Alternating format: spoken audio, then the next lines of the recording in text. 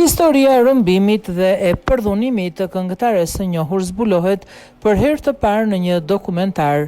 Një histori e rëndë mbajtur e fshehtë për vite me radhë, pritet të trondisë opinionin publik përmes një dokumentari të ri. Këngëtarja walesiane Aymehan Dafi, e njohur si Dafi, do të ndaj për herë të parë në detaje përvojën e saj të dhimbshme të rrëmbimit dhe përdhunimit, një ngjarje që e detyroi të largohej nga jeta publike në kulmin e saj të suksesit.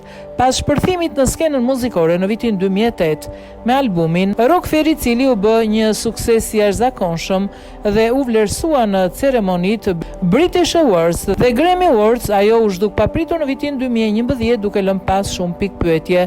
Gati një dekadë më vonë, artistja zbuloi përmes rrjeteve sociale se kishte qenë viktime një rrëmbimi dhe përdhunimi, duke shpjeguar se ishte mbajtur rob në një vend të huaj. Dokumentari i ri do të transmetohet në Disney Plus dhe do të sjellë intervistën e saj të parë pas 15 vitesh. Filmi do të trajtojë në detaje jetën e saj nga fëmijëria dhe ngritja e menjëhershme në famë deri tek ngjarjet traumatike dhe përpjekja për t'u rikthyer në jetë. Regjisorja Jill Callan u shpreh se historia e saj është një ndërthurje me suksesit dhe dhimbjes.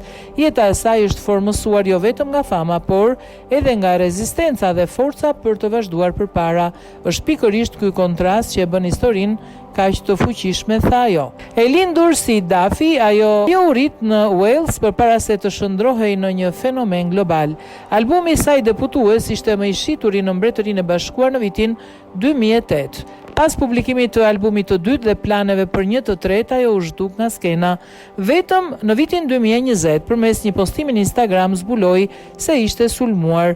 Një muaj më pas, ajo rrofeu se ishte droguar gjatë një feste ditëlindjeje dhe më pas ishte rrëmbyer dhe përdhunuar jashtë vendit.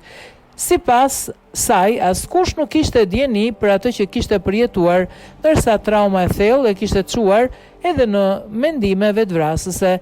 Më është marrë një pjesë e jetës, por pas shumë vitesh më në fund, ndjej se po rikthehem, u shpreh ajo.